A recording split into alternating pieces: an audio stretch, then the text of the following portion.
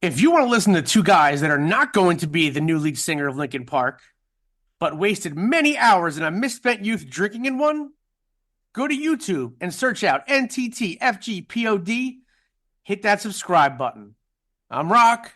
And I'm Archie. Well, our opinions, they might not matter to some, but What are you doing in there? it's a podcast. Immature, crass, trashy. And those are their good qualities.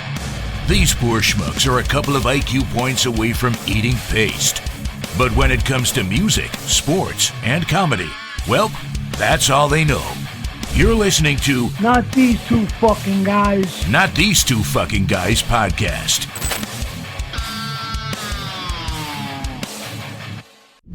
Rock.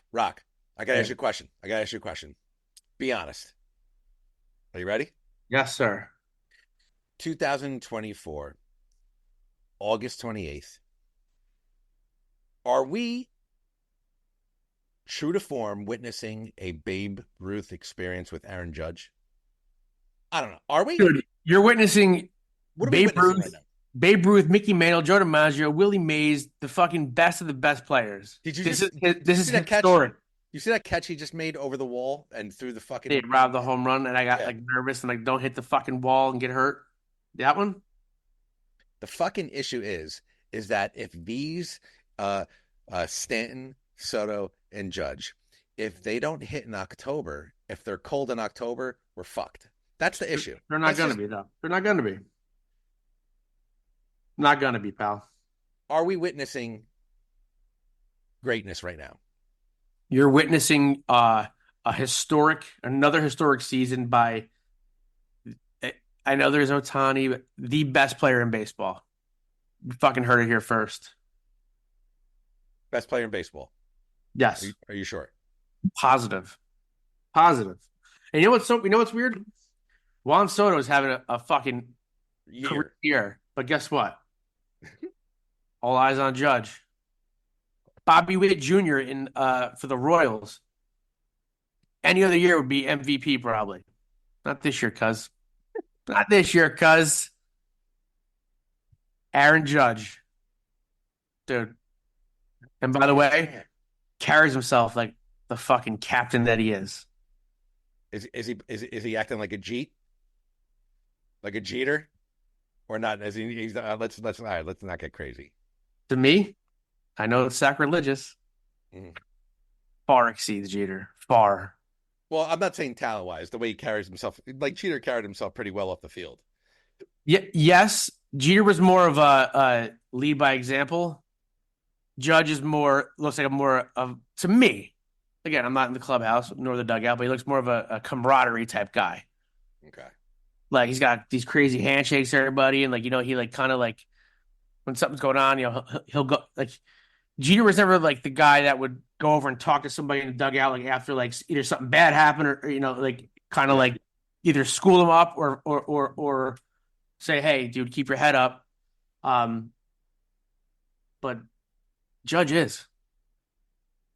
He's I seen him hit that the other night. They went back to back in the seventh inning. Yep. Fucking fifth inning. Poor fucking umpire, bro. Took one to the neck. Dude, you see that?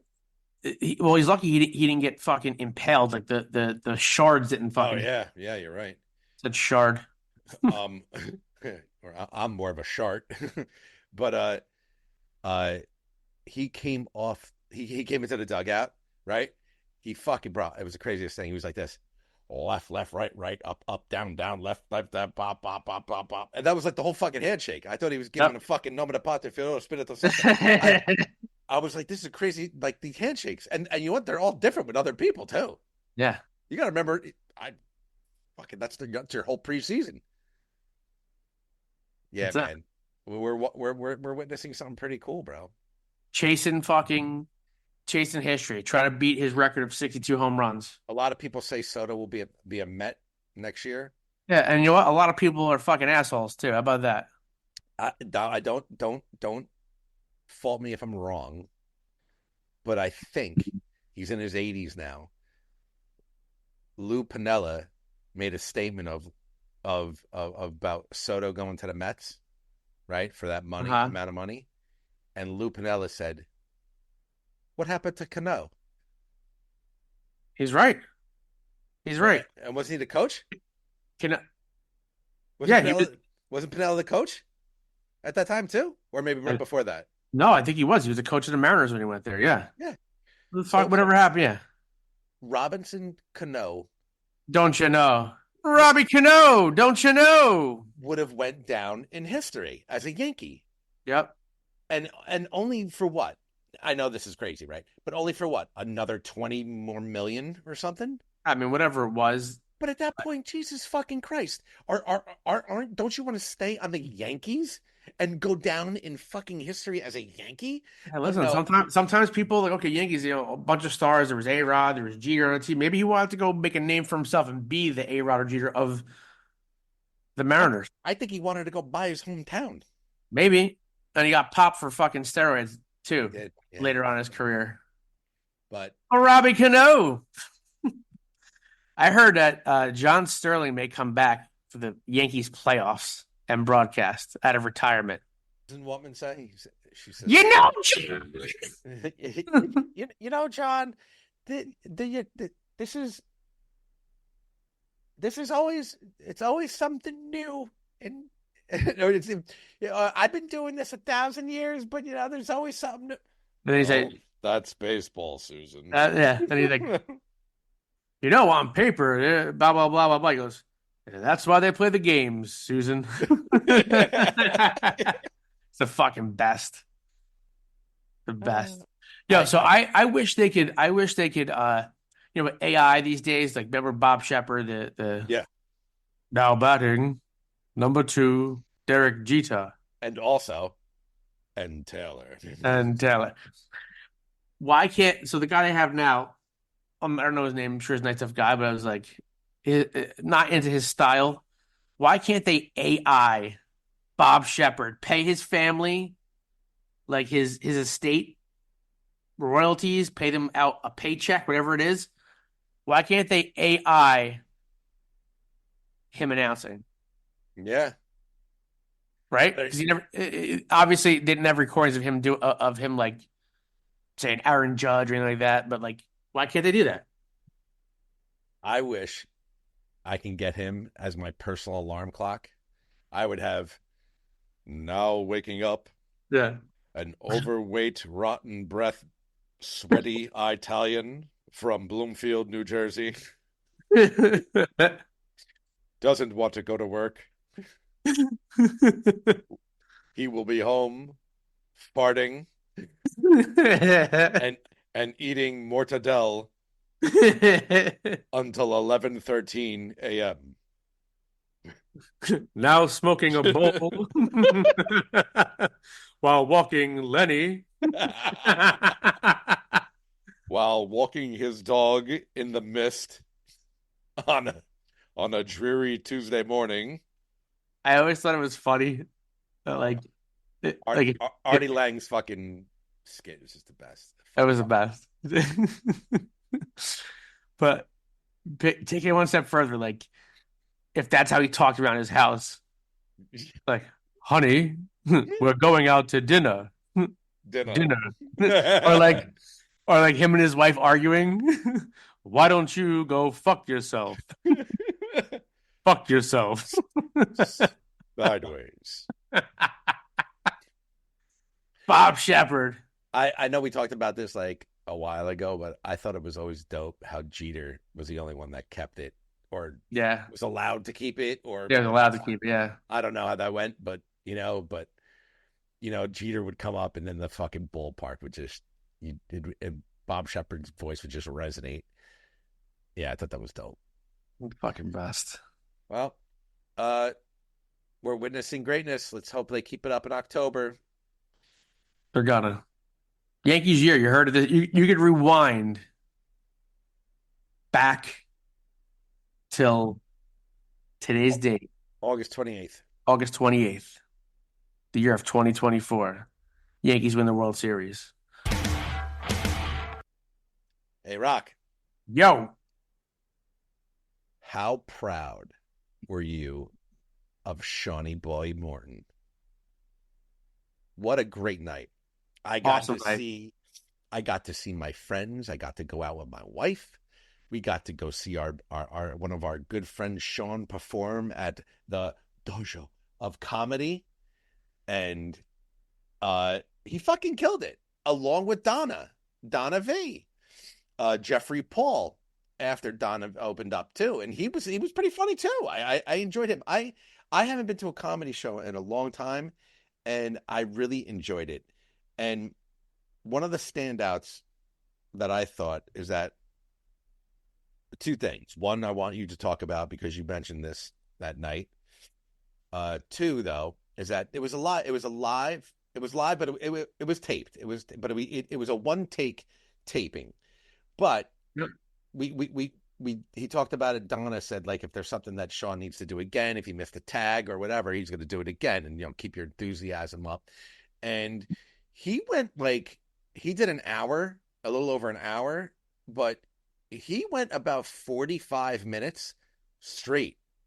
And then there was something he was like, but like a professional. He was like, I forget what the premise was, blah, blah, blah, blah. He's like, we're going to start this over again. And you're giving away all the kids' secrets now. Yeah, it's fucking Sean. And he kept it. But this is what I'm mostly proud of him. He kept his composure. Like, he wasn't like, oh, fuck. Like, no. Like, he's like, Yeah. run this again. And he came out harder and delivered the joke. And he looked great. He looked like a rock star. He fucking killed it. Like, we saw Sean like 4 years ago, right after he did the podcast, I think, for the first time, because we linked up with Donna V there and then got her to do it. Anyway, 2020, we saw him like 4 years ago. He came an extreme measure of greatness from 4 years. Fuck. I don't know. He came a long way. What I'm trying to say is the kid's doing good. He's doing very good, bro. And I was very proud of him. I drank a lot of whiskey. There. Yeah, you did. Side note. Here's a side note. Before you get to your thing, I wanted you to talk about Sean.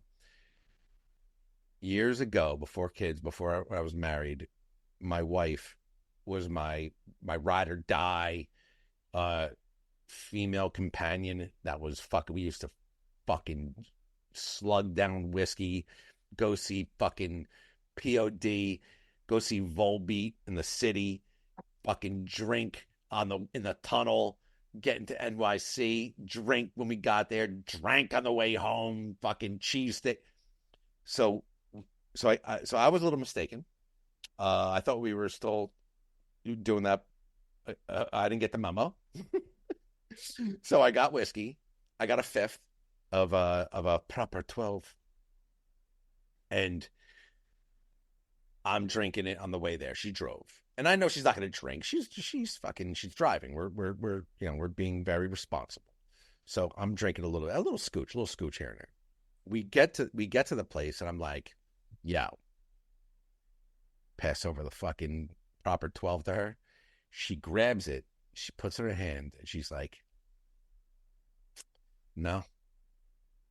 And calmly hands it back to me. And I go, you okay? Everything good? And she looks at me in the eyes and she goes, I just want to grow up. Wow. Which was real. Sometimes it's what you don't say. And I was like, can I ask you something? So we're walking into the club and she's like, yeah, what's up? I go, do you still want to be with me? No, don't answer now. Do you still, like, am I a piece of shit? Do you still want to be with me? Or, like, are you looking? She's like, no, I still love you. I just, I'm just not into that. And I'm like, okay, all right, fair enough. I walked in all buzzed and happy. She walked in all happy. Did you kill that whole fifth before you got there? No, I drank about half of it though. I was feeling good. Little fucking skumbadit, and then half that. I was good. Listen, Good. And then I had a couple whiskeys in there. You weren't planning there being there for a long time. What did I say, bro? There for a good time. Said, count the hours, make the hours count. There he is, kid. But I remember you told me you saw Sean, and what did you like about him that you were raving about? Oh, he did an excellent job. Definitely fearless. I liked the when he was animated during the set, like Yeah. just just getting it. Fucking the home studio audience is really giving me the fucking business tonight. To be honest with you, I loved his parts of the set when he got like really animated, like totally like I could see Shawnee Boy parlaying this into a fucking acting career. I could. You think so? I do. 100%. Not just saying that. I'm not just saying that I'm saying it in 2024 so I get a role in whatever movie he's in. I'm definitely not saying for that. That's for sure. No. I'm not going on record and documenting it on video that I'm saying that he's going to be parlaying this into a movie career. That's not why I'm saying it. Well, the one cool thing that he mentioned on the last podcast is that he's going to, when this is out, and it's out, we'll blast it out on YouTube and wherever it is, but Sean will make me buy a record player. I will buy my first record player. I think I had one when I was like 8 in my mom's house, but I've never owned a record player before. I think I want to get into a little vinyl, and he will be my first record purchase. So it's coming out on vinyl. I think that'd be pretty cool. That is pretty cool. Yeah, I don't think I've ever had a record player. Yeah. So he did good, and it was really good to see you guys out the other night. And it was fun. It was a lot of fun. Fun was had by all. It was a nice, what they call a nice little Saturday night. I mean, I was just going to say it was good to be an adult and get out, but I obviously wasn't acting like an adult. So, but hey, I had fun. Woke up, felt a little. I had a couple drinks last night, but I went about. And I'm sure the kids couldn't give a high flying. They couldn't. Give what you did last night, Dad? They couldn't give a fucking high noon. Yeah. What I did last night, Dad. What you did last night? The way we're seeing it is. That's and, kind of like your fucking problem. And what was cool on the way out, we saw a former guest of the podcast, comedian Joe Fernandez, in attendance, and we got to say hello to him. I was like, "Oh, hey, how you doing?" He's like, "Hi." I'm like, "I'm Archie, not these two fucking guys podcast." He's like, "Oh, man, I thought you looked familiar," and it was cool. So let's see, we can get him back on the podcast and see what he's up with. Or what's up with him? And he said he had a show tonight, but he wanted to catch. Yeah, Shawnee boy. Good. It was good to see people that we knew, and some acquaintances and some randos that we in the audience that we knew, and it was cool. Great night, man. I'm glad I got to spend it. I can't wait to hear his new hour. I know. I think I know he's going to call his next taping. What? Curmudgeon. That's a great word. That was it's a big word for you, and I appreciate that you coming up with it. That was a fucking $5 word coming from a $3 fucking $5 word from a nickel and dime shitheel. You heard it here first, folks. And we made it into his act, which was pretty funny. Yeah, I'm happy that it just so happened, I swear to God, the waiter was talking to my wife, and you remember he told you that he told us that he put us into the premise of a joke. Yep. As soon as the waiter went into my wife's ear and was like, "Oh, what would you like to order?" He went into her ear. What kind of party was this? Sean's words were, and my friend Archie had his face in her fucking tits, just wobbling him. And I'm looking up and I'm like, oh shit. Like, do I have to like look at my wife and be like, obviously it's a joke. He's just put me in the joke. Like, it's not real. And it's, honey, this is all part of showbiz. Sure he did. But I'll just leave it as the wife got talking to him. So that's all right.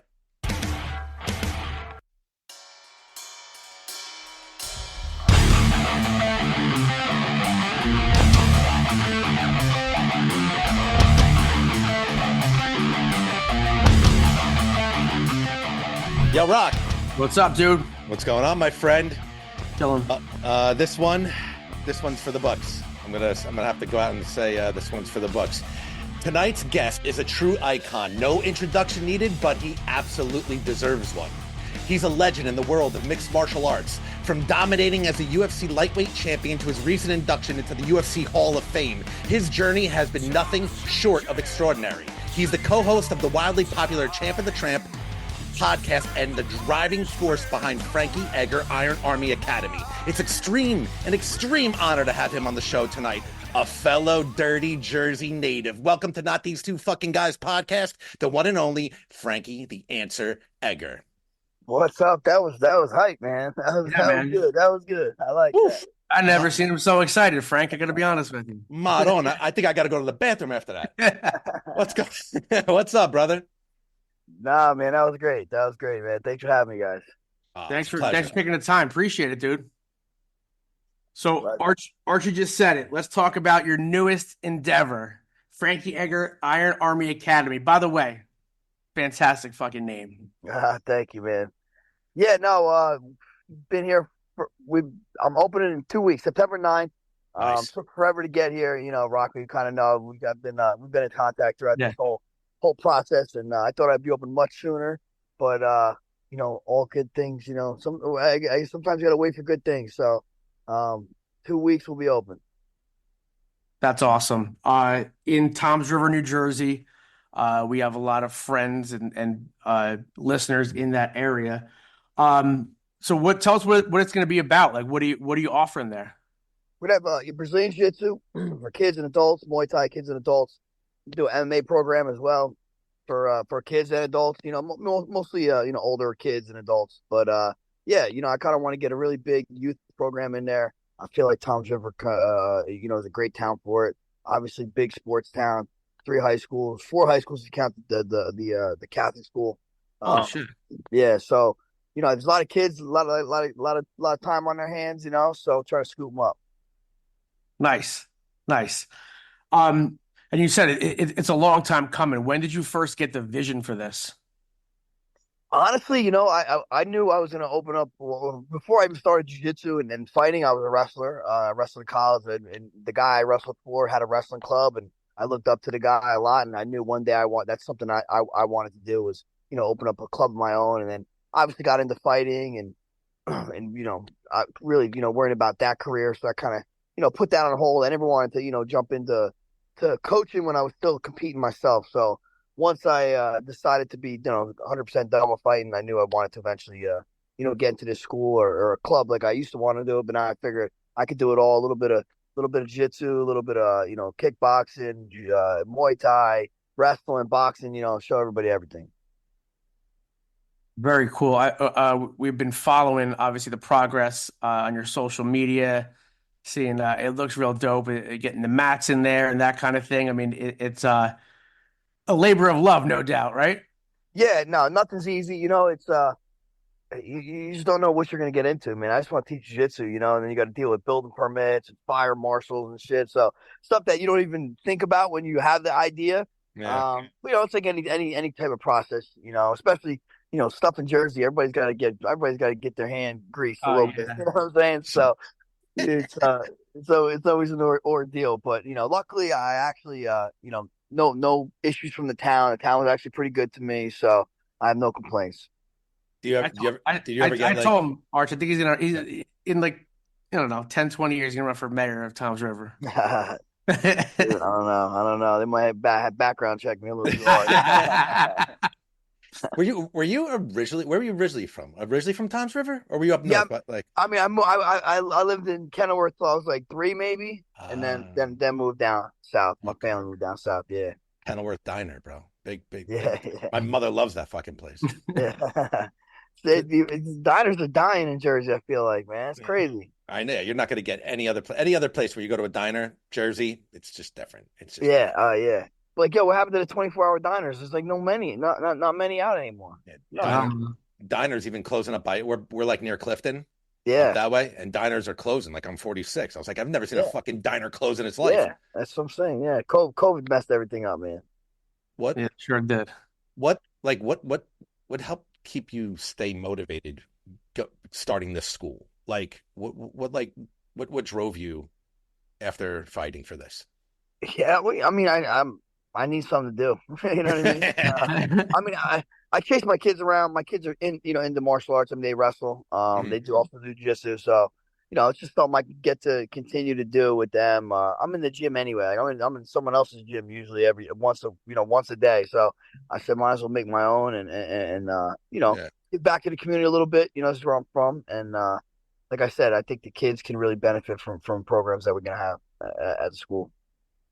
How now this might be like a sound like a weird question. I have two that are 6 and 4, two girls, and I would love for them to get into it. And I don't want to pressure anything. I mean, I know they're still young, but like, Yeah. what would your advice be for me as a father to talk to them and say, hey, listen, I think would you like to try this? Like how would I get into this question with them?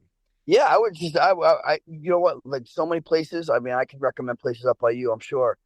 They do trial class. You go in and say, just try it. Go give it a shot.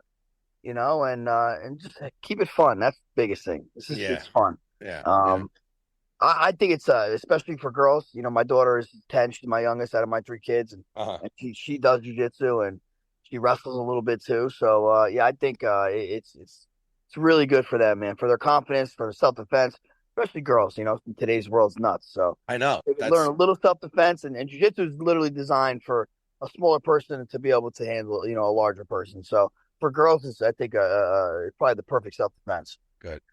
All right. I is it is it tough for you or to being in that area? You have, like you said, you have young kids. You have two boys and a girl, Yes, yeah. and they're all into wrestling. Yeah, yeah. For the So most part, my daughter's half in, half out. they have the Edgar name, right? That's got to be a lot for them to live up to. Do they know at their age that do they understand how important you were to the world of mixed martial arts and Well, art? now they do. Now they're 15, 14, and 10. So kind of they did it. When I was young, I mean, I remember like it wasn't like till my firstborn was '09 and my other one was 2010. And it probably wasn't until 2018 where they started really noticing. Like, oh shit, all right, their friends probably started noticing and all that stuff. So, yeah, but now they get it, yeah. So they're trying their best. Very cool, very cool. That's awesome. So you said the school's going to be a little bit of everything: wrestling, jujitsu. Well, right now we have Brazilian Jiu-Jitsu, Muay Thai, and then MMA. But within my MMA program, I'll touch boxing, wrestling, all the arts. Yeah. Very cool. So let's talk about what just passed. Very exciting for you, obviously. Induction to the UFC Hall of Fame. I forget which UFC it was. I was watching, and you were there, and they sprung the announcement on you, huh? They surprised you, right? You were genuinely surprised. Yeah. I was actually in Toronto. You're like, I'm fucking sweating. Yeah, I was sweating. Well, what they did is like, I was working the event. So like you go do VIP stuff, you go talk to like fans and whatnot. Yeah. And they had me go up to like somebody's suite with the fans. They're all like, let's do shots. I'm doing shots with these guys. I had no idea. So I'm half in the bag, and then they put me on the screen. I'm like, holy shit! I had nobody with me. I was there literally by myself. My family wasn't with me. I had no buddies. I mean, I knew people there, obviously. Yeah. Beers and stuff. But yeah, I didn't. That definitely a total surprise. What was your emotion? I mean, obviously, overwhelmed, but like, what just went through you at that time? Did you have any clue? Was there any clue? I mean, I kind of I thought it was going to happen. Like there's rumblings about it for a while there, and I was in Jersey, and they invited my whole family. Mm-hmm. This was like probably 2 months before actually like 3 months before before they finally induct me. So I thought it was going to happen then, and then it didn't happen. So I'm like, who knows when they're going to do it? And when they first brought me on the screen, I just did something for the UFC. It's called Year of the Fighter, Okay. which is like a little documentary. They highlight 1 year of your career. So I thought they were showing that, like a preview for that. So when it comes on, I'm like, oh, okay, it's that. And then when they started going into the Hall of Fame stuff, I was like, oh man, holy shit! I almost didn't know how to act, you know? Yeah, right. Nothing like putting you on the spot after you're doing Yeah. I shots. was like, yeah. I Thank you. Thank started you. getting real sweaty. Thank you.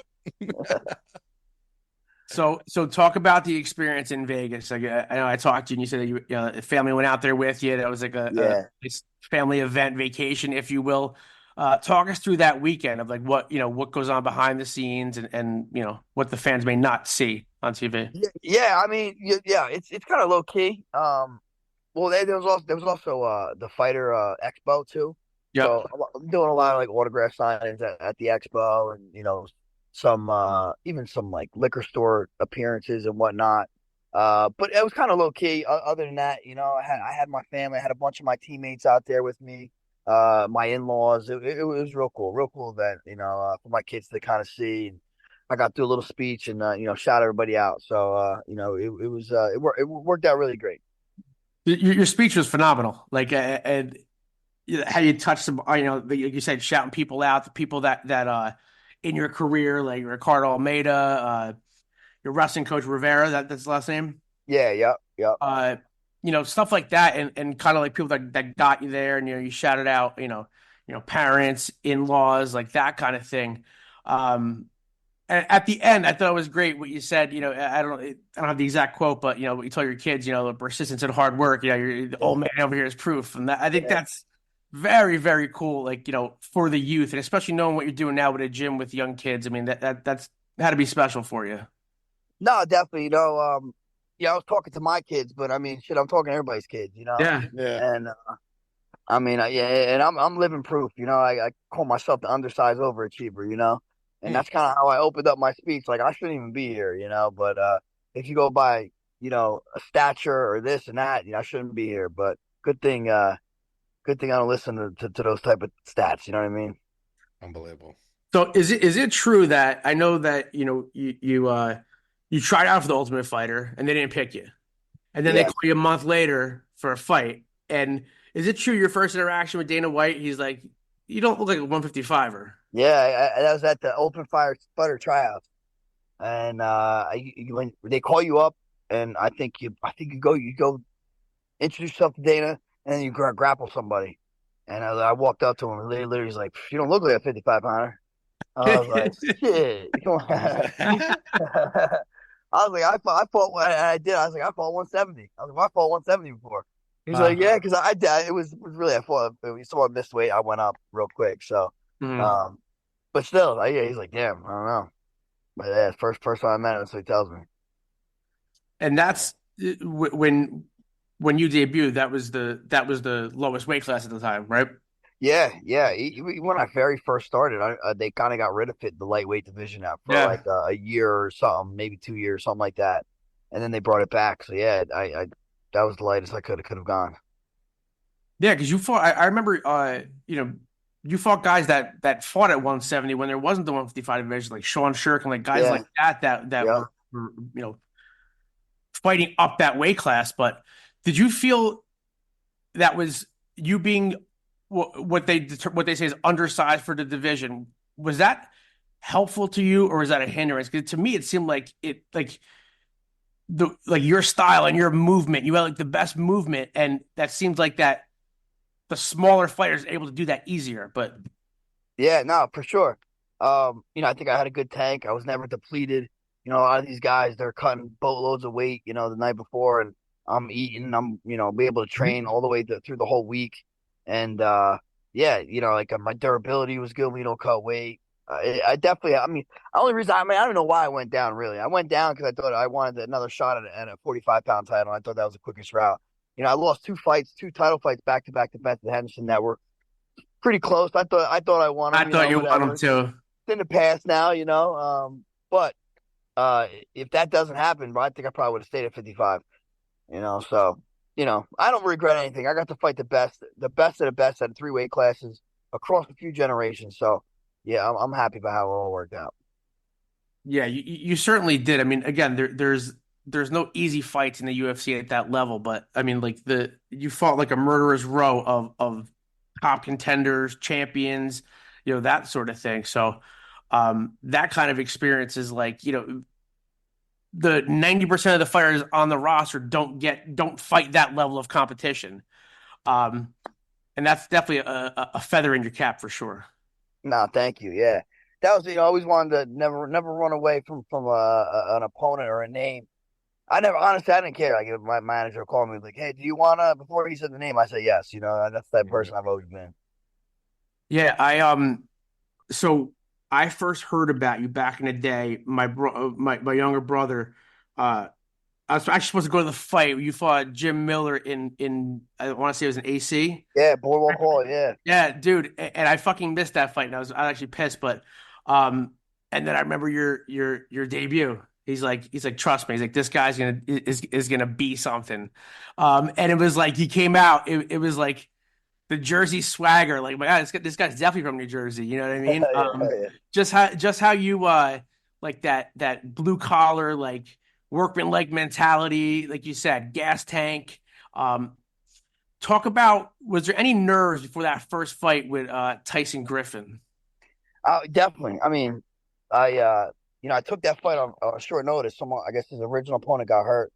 So I kind of had 4 weeks to prepare, and then during that time, I got punched in my mouthpiece, my tooth loosened up, and I had to get a root canal because of it. So I got a root canal, and I guess the side effect of root canal is you get a sinus infection. I got the worst sinus infection of my life for 2 weeks. I couldn't train nothing, so I pretty much trained for 2 weeks for that fight. I just couldn't pull out. There's no way I'm pulling out. Yeah. So I show up there. I'm, pretty much training that week during the fight because I feel like I'm trying to make up the time that I couldn't, couldn't work out. So, yeah, going out there, I was definitely nervous, but I, like, you got to have a false sense of belief in yourself sometimes. Usually I put the work in, always I always put the work. I tried to put the work in, but I, only had 4 weeks. In 2 weeks, I was on my ass. So, I just had to fake the funk and just tell myself I can get it done. Nice. So if history was different, right? And he has that you in that knee bar, how close did it even enter your mind? Like, oh fuck, I'm gonna have to tap here. No, never, nothing. I knew there was like a minute left, and I'm like, I'll eat it for the minute. You know what I mean? So I knew I had it in the bag. There's no way I was tapping. You're like, I don't give a shit if my knee's shredded. Yeah, I'll No say way. he's gonna have to take this bitch home. You know what I mean? You can almost tell by the look on your face too. Like, yeah, that's determination right there. He's Yeah. not. Very cool though. Very cool.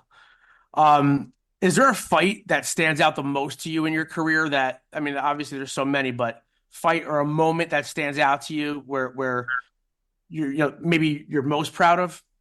I mean, I think that winning the belt always stands out just because, that was my goal to win to be on top of the sport. I mean, really, it's been my goal since I got in athletics, especially wrestling. I wanted to be the best at whatever, states and nationals, all that stuff. And I never really got, quite where I wanted to go with that. So to finally get the title and be considered the best in the world, that'll stay with me forever. But I think the third grade Maynard fight too, that stands out too. Obviously, we had, those three wars and the way the way it went down, getting hurt in the second fight, getting hurt in the third fight, and then, putting him away. I think that's that was a cool night. Yeah, that was definitely a great fight. You talk about the title fight against BJ Penn. Like, to me, again, obviously I didn't know you then, but it's a Jersey kid fighting BJ Penn for the title. Like, and you went in there, and that was overseas, right? I remember watching that in the afternoon or something Yeah, like that. yeah, it was in Abu Dhabi. Abu Dhabi, yeah. And it was just like, wow, he's gonna do it. He's like I don't know. You said in your Hall of Fame speech, it's not the size of the dog in the fight, the size of the nuts in the dog. Oh, but like, dude, that like probably encapsulates like your entire spirit, I think. Yeah, nah, for sure, man. It's, I think I was talking to a buddy that actually get ready for a fight. They're asking, hey, what are we waiting to bring? He's like, well, make sure you have your mouthpiece, make sure you have your cup. I said, don't forget your nuts, homeboy. You can forget all those things, just don't forget your nuts. Arch, that's what you always fucking forget. Dude, when you told me we are gonna have him on, I went back and just YouTube like a bunch of fights. Like I just wanted to see a bunch of fights. I have never heard more fight of the night since my wife. Like the fight of the night. Well, he got fight of the night in this fight of the night in this fight of the night. Like, yeah, the nuts on this guy. And you know, it just makes it better. He's fucking from Jersey, so that's yeah. That's great. Little feather in the cap.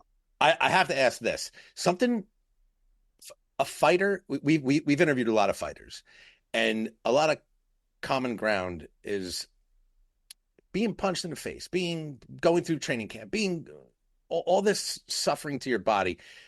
There's something that a fighter weirdly likes, the suffering. You know what I'm saying? Like it's a pain thing. It's, you know, not saying you're a masochist or something, but like there's a suffering that fighters like. Now that you're out of the octagon, what replaces that type of feeling, if any? You said you're married? No. Talking to us on a podcast. For the last 10 minutes. Honestly, you know what I'm saying, all right?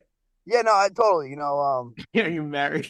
Yeah. I mean, I wake up every morning, I do ice bath, you know, so I do the sauna pretty much every day too. I still work out every day. Like I got to find ways to kind of, you know, suffer in some way, shape or form. Yeah. You know, Sebastian Rivera.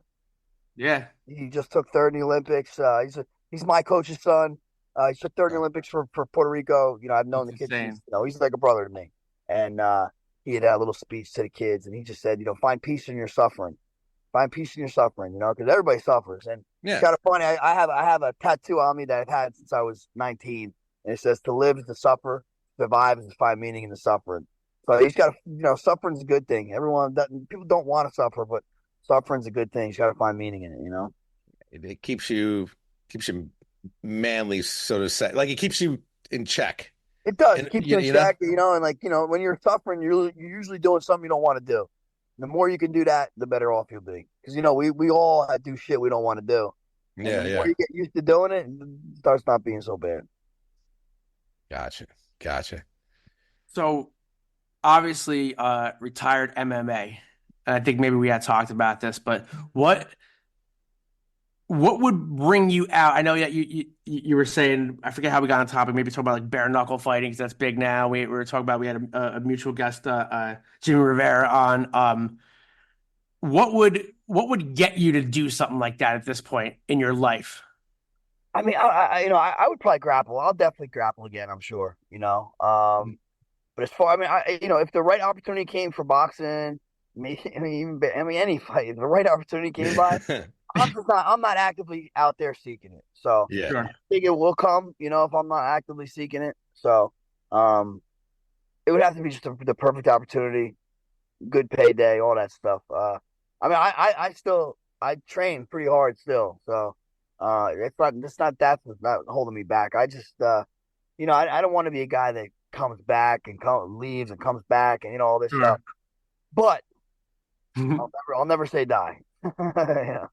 That's for sure. So talk about the podcast. Your podcast is one of my go-tos. Driving around. You and Roger. We've had Roger on. He seems like a real cool dude. The camaraderie that you guys have, for me, is what makes your podcast. Just busting his balls that you do. And, it's a lot of fun. The podcast. Yeah, that's what we try to do. Just try to keep it fun, keep it light. It's a fighter and a truck driver. So if you're coming up for some knowledge, I mean, you might be surprised. Yeah. Roger seems like a cool dude, and like you're dynamic. What was the I watched the other day with the Yankee player. Who'd you have on? Todd Frazier. Frazier. Yeah. I caught that one the other day. Like you guys you're in two fucking almost like Al Bundy chairs and the mic, and you're just feeding off each other. What made you what made you decide that you can even start something like this?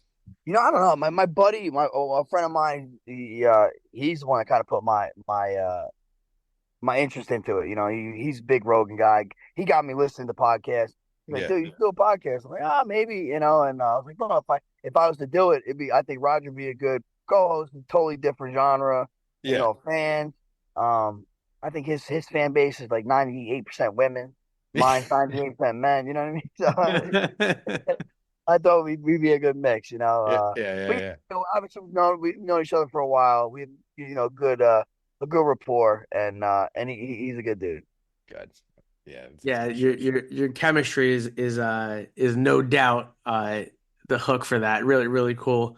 The people you have on are very interesting. I know that one buddy that you have on is like into, the I forget his name, excuse me, but it was like talking about like kind of conspiracy theorist type stuff and Jesse, yes, Jeff, yes, yeah, yeah. yeah. He's our residential conspiracy nut, and I mean, but I don't even want to say he's wrong in today's world anymore. I think Yeah. conspiracy guys are more right than not lately. So yeah, it's cool, man. It's cool. It's fun. Like I got to speak to like pretty cool, different people. I ended up in a movie because of a podcast guest.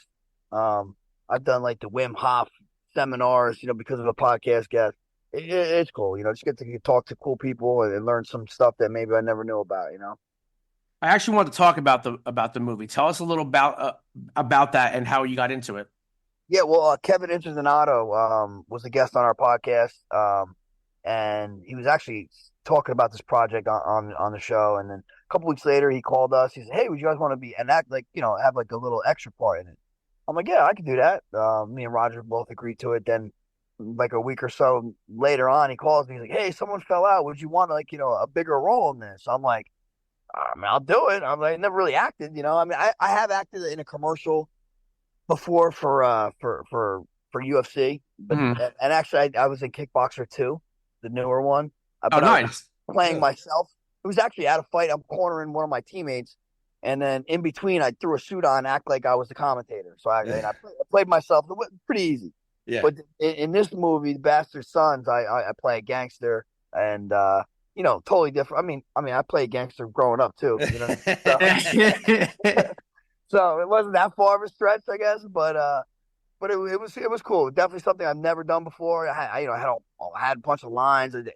I did scenes with 5 or 6 other characters. So Yeah. it was cool. I had a blast. Everybody I worked with were awesome.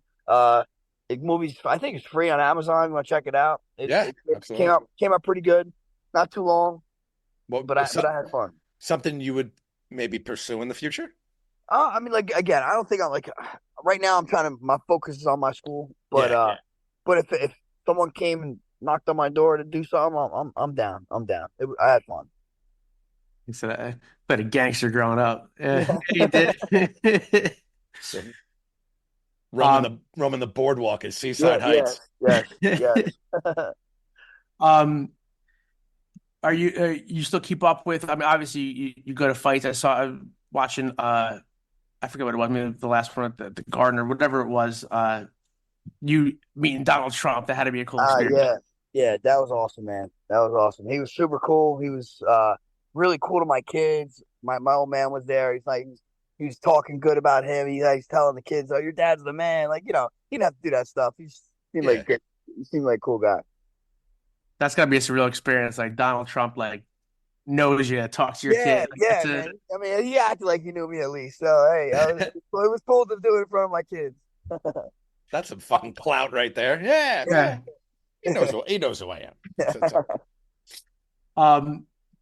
So I'm always fascinated by this. Like when we talk to like fighters and like when you obviously when you're in the UFC and you were fighting, or even to this day, like obviously now your family settled down, but like when you were like younger, still maybe hanging out, like do people like try to mess with you? Like do people like, I'm going to test myself. Like I'm going to, this guy's a UFC fighter. Let me be a tough guy. Or honestly, once I got in the UFC, I never got in a fight outside of the cage, I guess.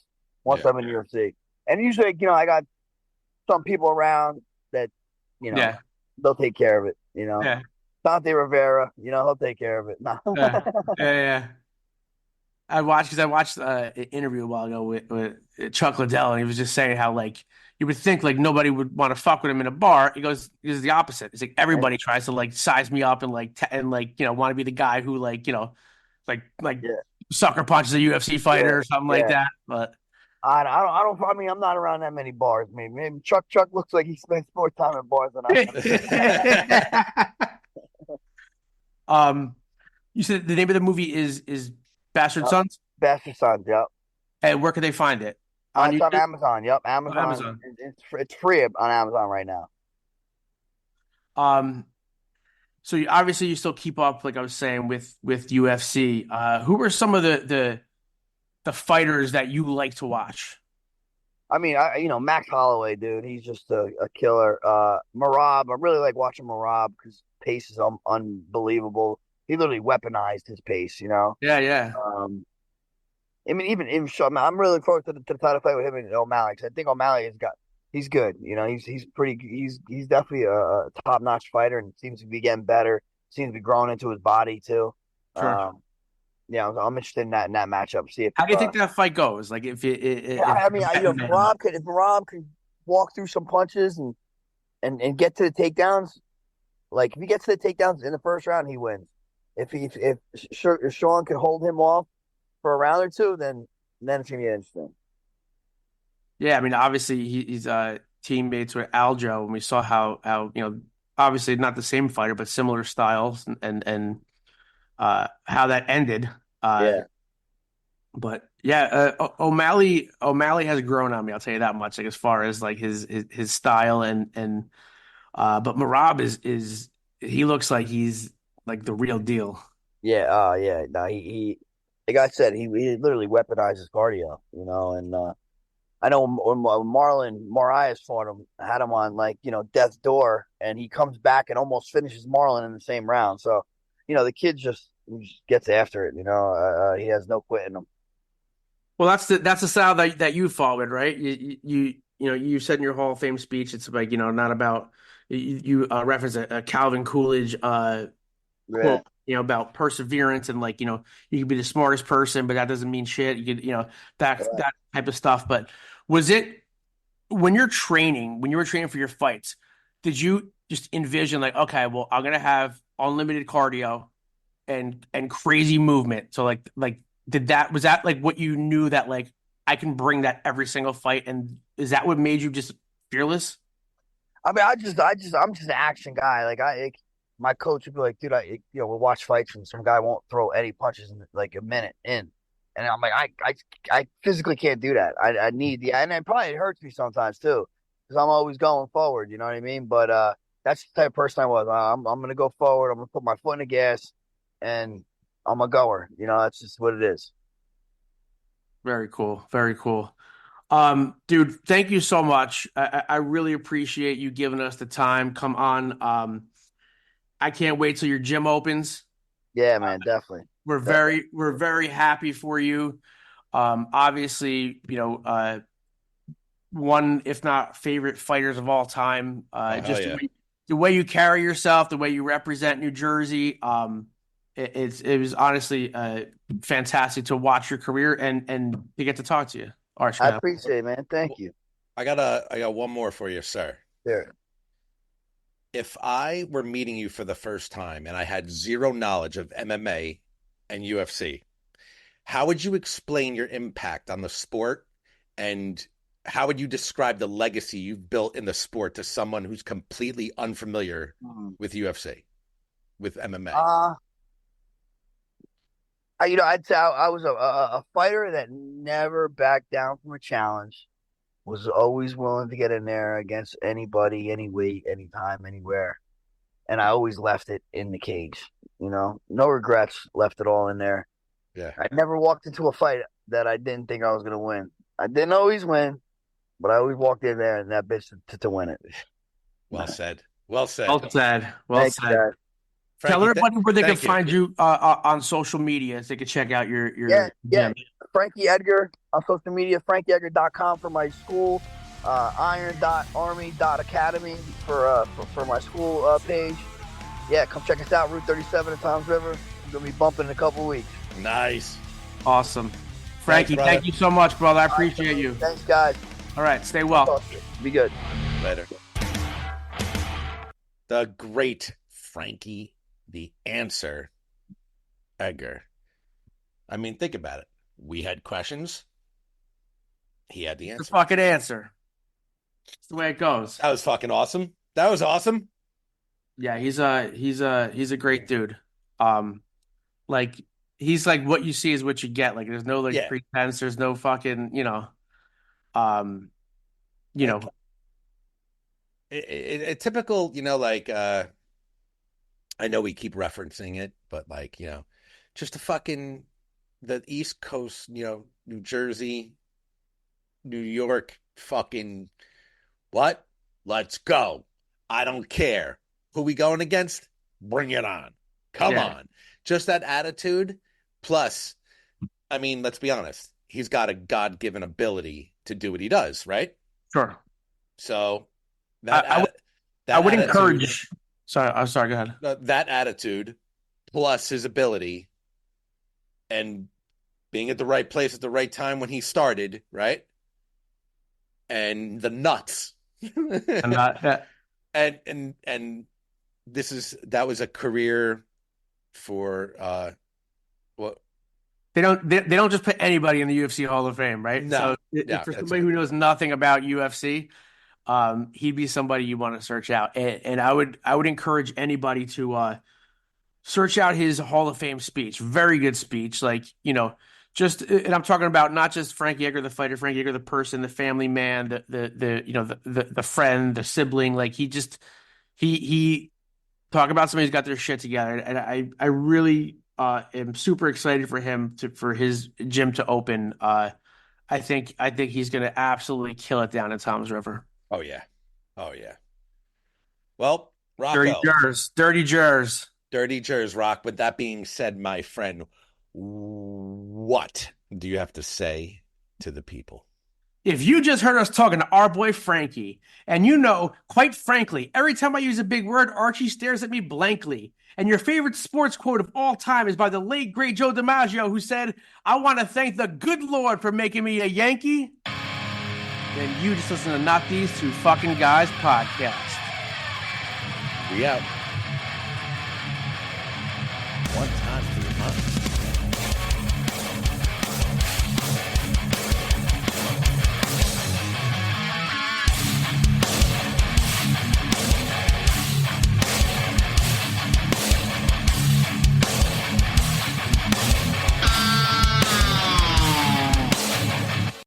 No sense. Are you taking that new medication? No sense at all.